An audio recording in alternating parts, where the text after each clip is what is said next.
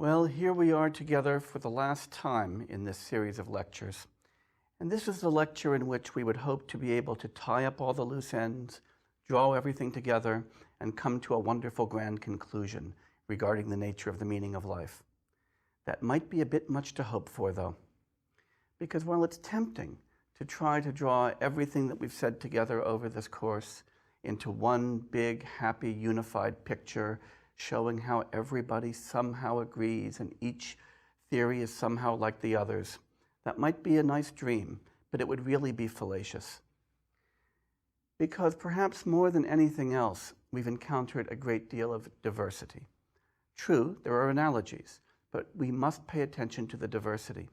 Often one is led to find superficial similarities and to overemphasize those, and therefore to lose a lot of the texture and detail that's bequeathed to us by the textual traditions that we've been examining.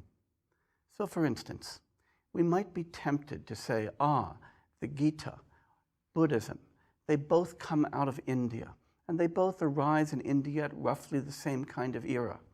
So they must somehow agree. There must be some common Indian identity. But that would be wrong. Even though they're both concerned in some sense with release or with salvation or with finding a meaning of life, they're both concerned with big questions. In the context of the Gita, we're talking about a union with a transcendent, deified reality. That's what we're talking about, and we're talking about cultivating a particular kind of discipline conditioned by devotion. With Buddhism, that's not what we're doing. With Buddhism, we're talking about interdependence. We're talking about selflessness. The Gita emphasizes the importance of the self, the reality of the self, the permanence of the self, the union of the self with the Godhead.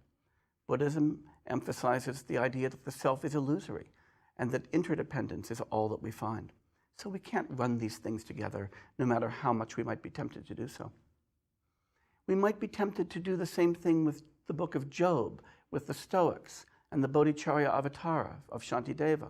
After all of them emphasize patience. All of them emphasize the pervasiveness of suffering in the world and the need for us to, in some sense, insulate ourselves from that suffering and find meaning of life in that context. But they're not doing the same thing. The book of Job, after all, is theistic. The Stoics are theistic too, but the God of Job and the rational God Zeus are as different as night and day. And the Bodhicharya Avatara comes out of the Buddhist tradition, which is resolutely atheistic. Some of these, like the book of Job and the Stoics, are asking us to find meaning in something totally transcendent, where the Bodhicharya Avatara is really counseling us to focus on what's imminent. Similarly, we might be tempted to say, Aristotle, Confucius, the Elytz, all of them are emphasizing the importance of effortlessness, of virtuosity in our lives, and the importance of cultivating this effortless glide through life. But they're not doing the same thing either. Aristotle and Confucius are really emphasizing the importance of social cultivation, of our social roles, and the role of society in finishing us. Whereas the Elytz emphasizes the idea that society in fact ruins us, and that we need to get out of that kind of social construction in order to find the meaning of our lives. Moreover, we've been looking at classical traditions, modern traditions, and postmodern traditions, and these offer very different perspectives. The classical traditions emphasized the collective. They emphasized the importance of particular textual traditions and views. They emphasized transcendence. The modern tradition emphasized the sovereignty of the individual, the importance of science, the foundational role of the individual in the political, the epistemic, and the social realms. When we turned to postmodernism, we again saw that rejected, but not with a re-embrace of the classical, but with a rejection of systematicity itself, with a rejection of the importance of the individual, with a rejection of the idea that knowledge is foundational. So we've seen all of these different views. What are we going to do with them at this point in order to help us answer the question that motivated this entire course? What is the meaning of life?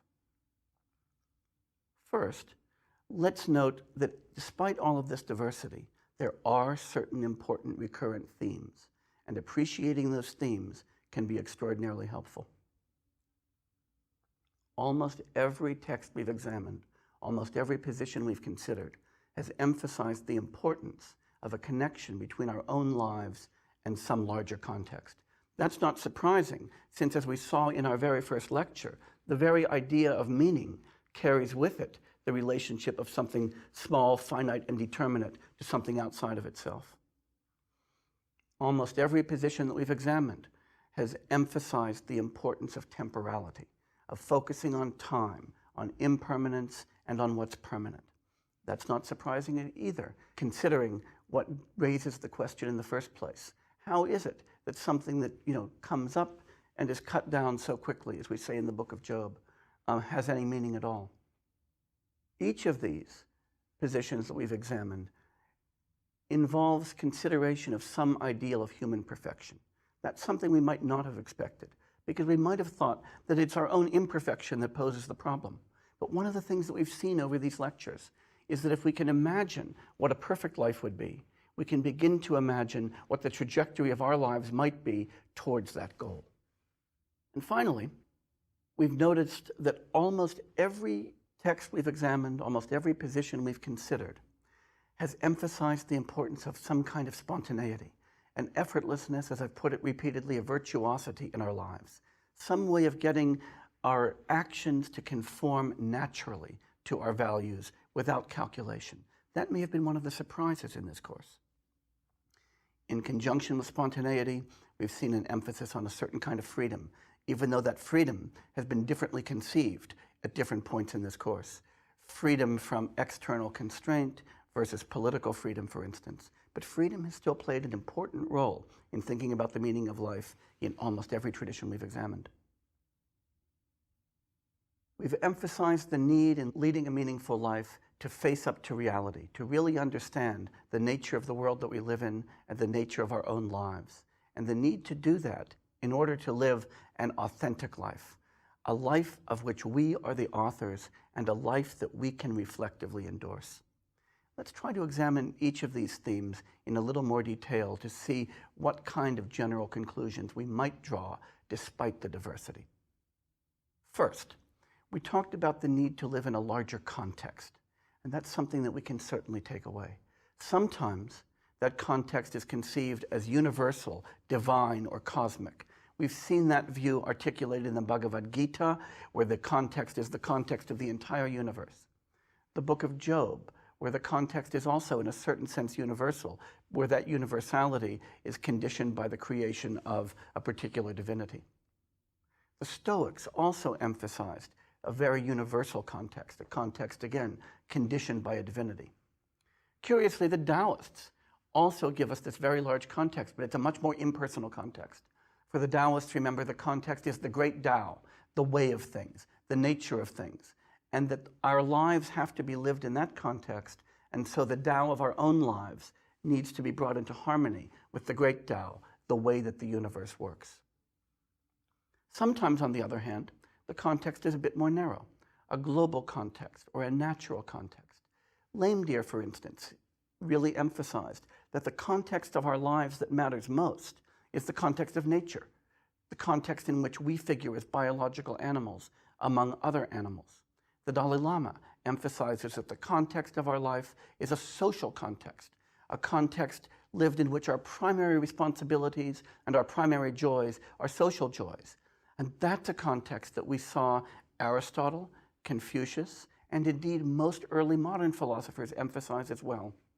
In each of these views, meaning emerges from contextuality, but notice again, the contexts can vary and the context can be different.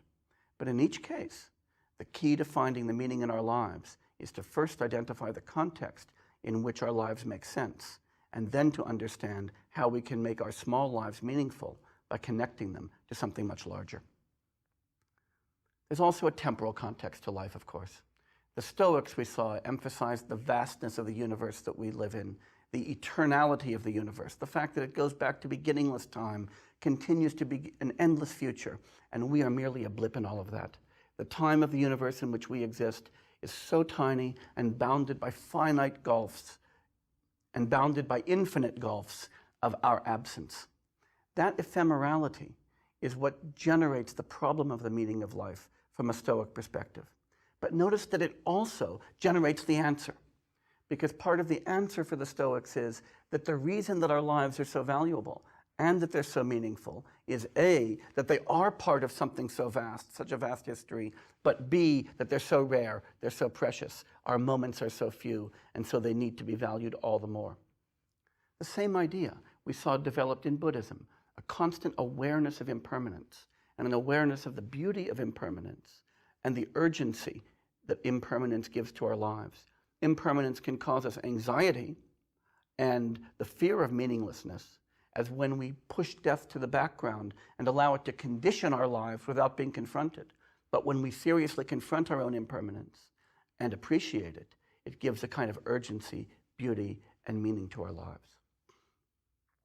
Tolstoy and Lame Deer, each in very different ways, pick up on this theme, the importance of mindfulness of death, the importance in each moment of our lives to be aware of our own mortality and our own finitude, and that this need not be something depressing. This isn't a kind of awareness of a catastrophe, of something that's wrong with our lives, but an awareness of the finitude and context that means that every moment of our lives is important, that the novel that we're enacting, in Nietzsche's terms, is a novel that has an end, and we need to make sure that the structure of the entire life is one that we could look back at and say, yes, that was a work of art worth creating. So often, we've seen the question of the meaning of life addressed in the texts that we've examined in terms of an account of human perfection, a kind of larger sense of who we are. That began in the Gita, because the Gita gave us an idea of perfection as involving a very deep kind of union of our own lives, our own consciousness, and our own purpose with a fully divine cosmos. In the Gita, we saw this idea that the cosmos itself is permeated by meaning. It's permeated by significance. It's already fundamentally divine. And that if we can lead a life that is disciplined by concern for action, by knowledge and understanding of the nature of the world around us, and especially by devotion to the whole, and a commitment of our lives to the benefit of the whole and to our own particular role and duty, that becomes a life of human perfection. To the degree that we can strive for that ideal, we make our lives meaningful. Aristotle, again, offered us an ideal of the perfect human life. When Aristotle characterizes eudaimonia, or happiness, as the highest good, and then characterizes happiness as a life of activity in accordance with virtue, he characterizes a life in which we've cultivated a manifold of human virtues, all social virtues, and in which we've cultivated a certain kind of moral strength, a certain kind of practical wisdom, in which we have got a certain kind of relationship to those around us, deep friendships, and a membership in a culture that itself is valuable. This, for Aristotle, is the perfect life, the happy life, the life of human flourishing. And again, it's a life that we can attain, or that we can at least aspire to attaining and approximate. And we can imagine a trajectory of our lives towards Aristotelian flourishing as one account of a life lived meaningfully. Confucius, too, emphasizes this kind of socialized notion of perfection, a life in which we cultivate our humanity, in which we cultivate our propriety, in which we cultivate our virtue, in which we cultivate our sense of our place in the world, of our place in the universe.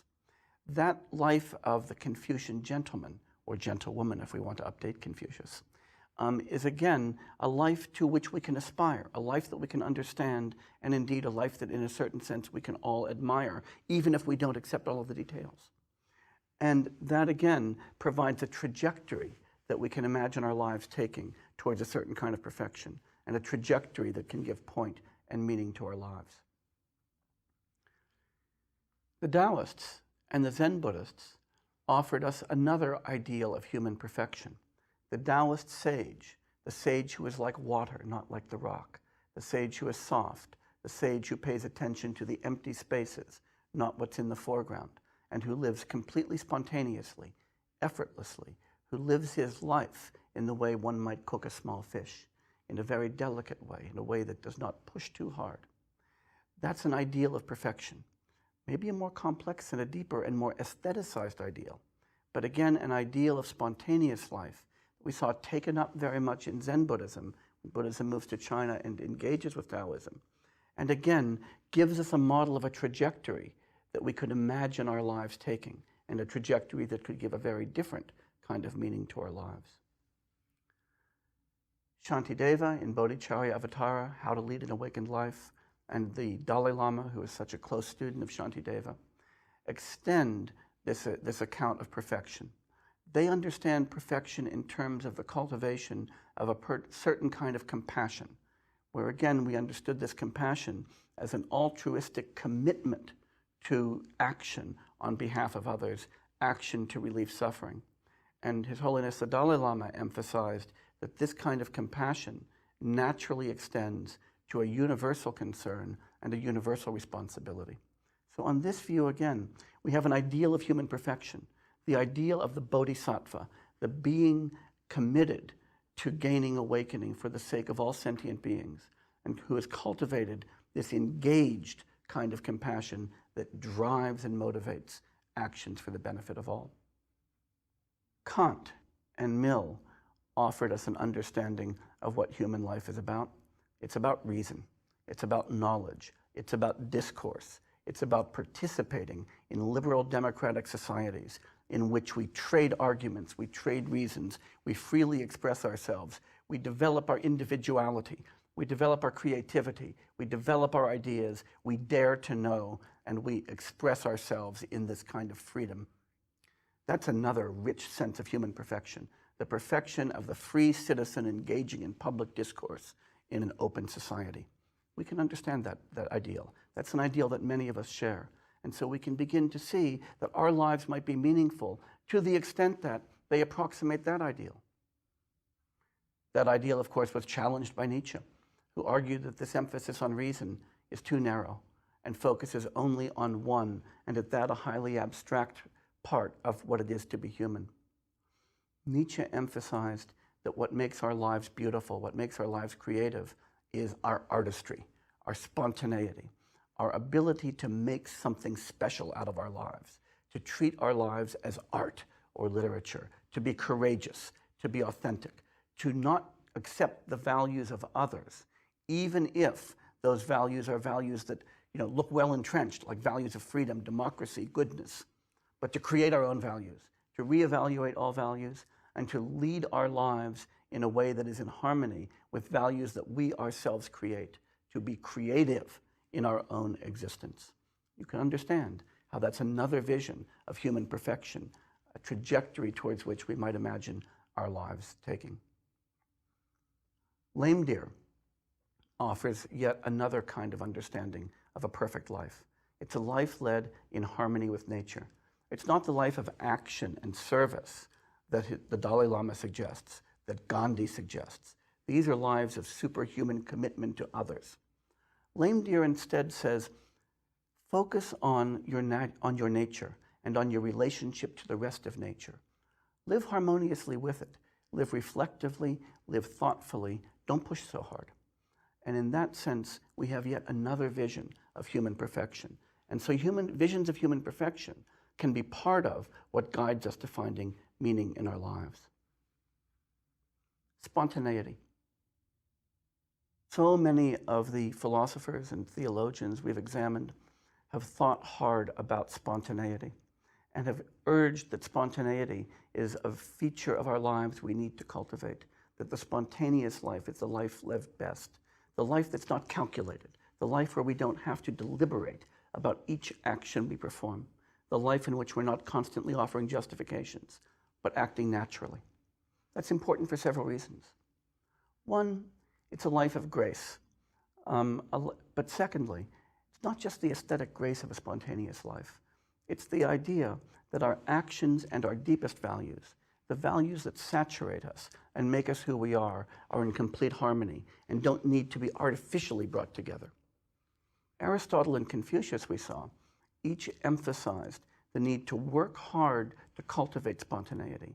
The model here is the model of the artist, the performer, who needs to practice, develop skills, as Confucius put it, cut, ground, polished, in order to achieve a second nature, a nature given to us by society, and a nature which we then inhabit with complete spontaneity after arduous training and cultivation. The Taoists share with Aristotle and Confucius this emphasis on the meaningful life as the virtuoso life, the totally spontaneous life. But they reject the entire idea of a second nature. They argue that what happens when we are socialized and learn all the Confucian virtues, or we might imagine learning all of the Aristotelian virtues, we end up cultivating a way of being, but it's not a genuinely spontaneous way of being from a Taoist perspective. It's an artificial, socialized way of being. That second nature isn't nature at all. The Taoists emphasize the need we have to pair off that artificial second nature and to return to our first nature, which is in harmony with the nature of the universe. This idea of a return to naturalness is inherited by Zen and stirred together with Buddhist ideas out of India. And in Zen, we found the emphasis on a return to naturalness that was based not on some sense of a great Tao or a particular way the universe is, but rather a focus on what's internal to us, on the nature of our own mind and the nature of our own experience. Because what is urged in Zen is the spontaneity that emerges from immediate open experience, from presence, from living in perception instead of living through conceptuality, from acting spontaneously in response to what we perceive and to what we experience, not to the calculations that come afterwards. And in Zen, we saw this enriched with a kind of deeply aesthetic approach to life, an account of the spontaneity that emphasizes the beauty of life around us and the beauty of the spontaneous life. Hume, though you might not think of Hume as somebody who's so involved in spontaneity, emphasizes a certain kind of spontaneity as well. Because remember that it was Hume who emphasized that it's our passions and our emotions that mediate so much of our lives and so much of our values. And so Hume is urging us not to govern our passions and emotions with reason, but rather to allow a kind of natural expression, cultivation, and extension of our passions in order to make us the kind of people we would like to be. That suppressing our passions suppresses our humanity. Nietzsche follows Hume very much in this dethroning of reason and emphasis on our passionate, emotional, biological nature. And of course, that intuition is perhaps expressed in the deepest way by John Lame Deer in his emphasis that what we really need to do as human beings is to get away from the modernist notion that we're abstract rational beings who stand against a natural world, and to understand the fact that we are fundamentally biological, that we don't interact with the natural world, that we are part of the natural world.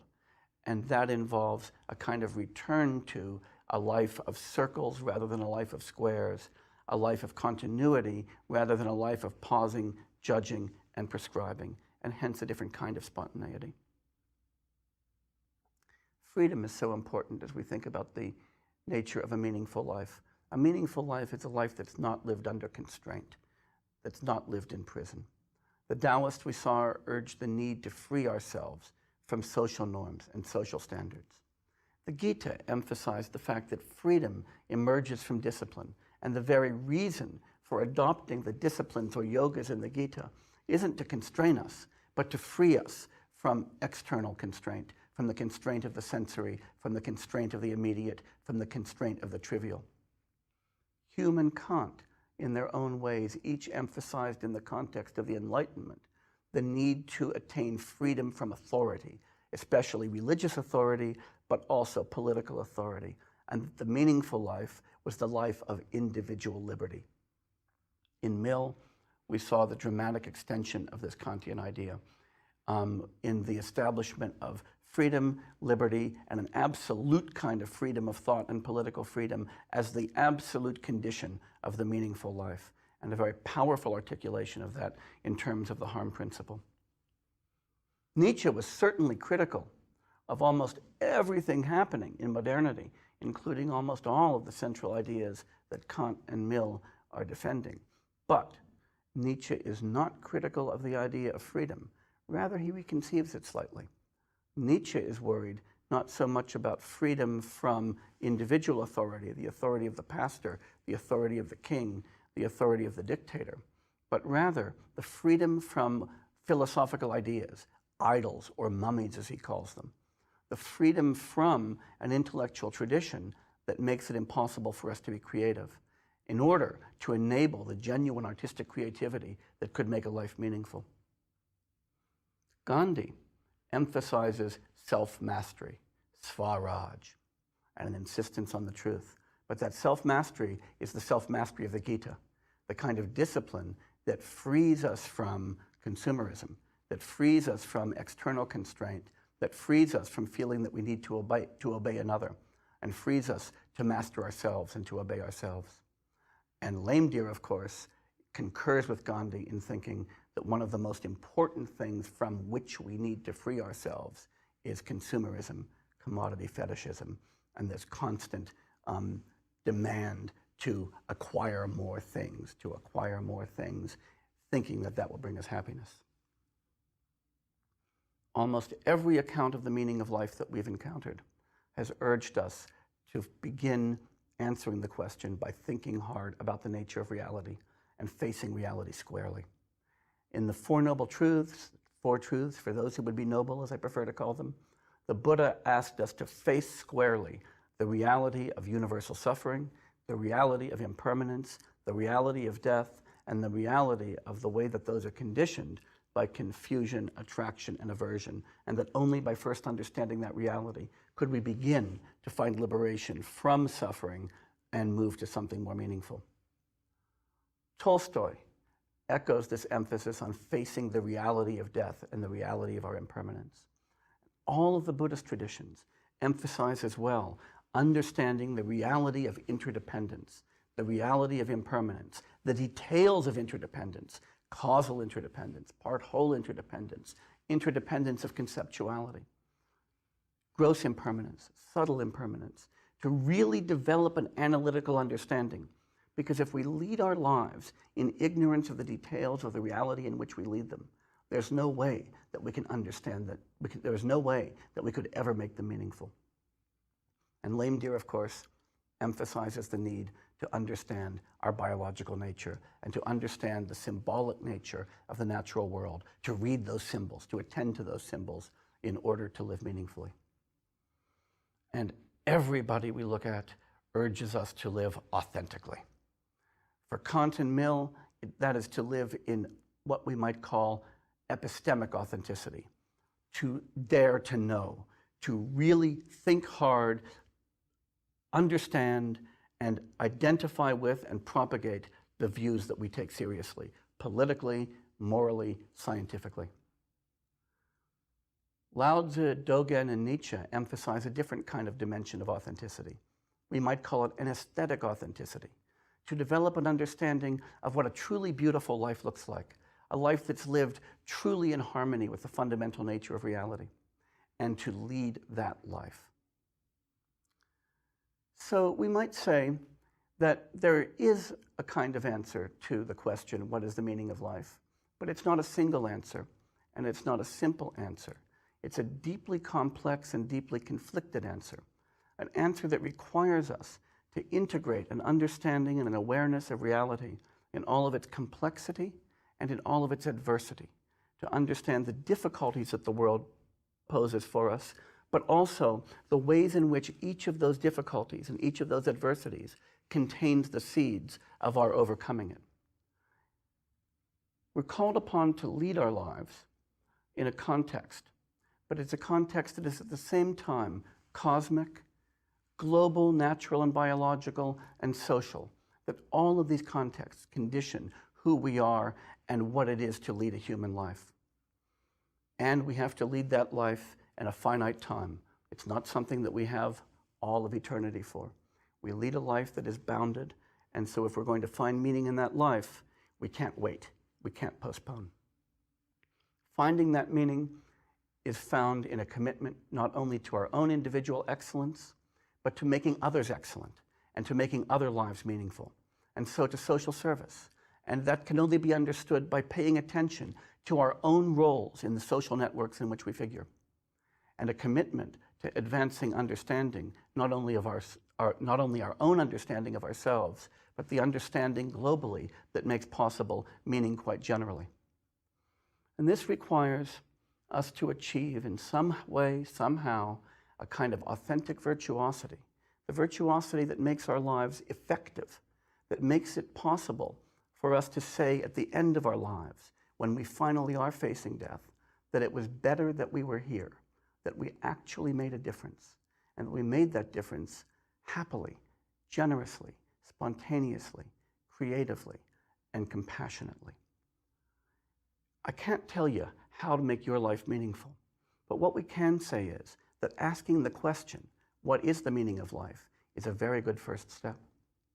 And a very good second step is to engage with the wide diversity of answers to that question that have been given throughout history and throughout the world's traditions.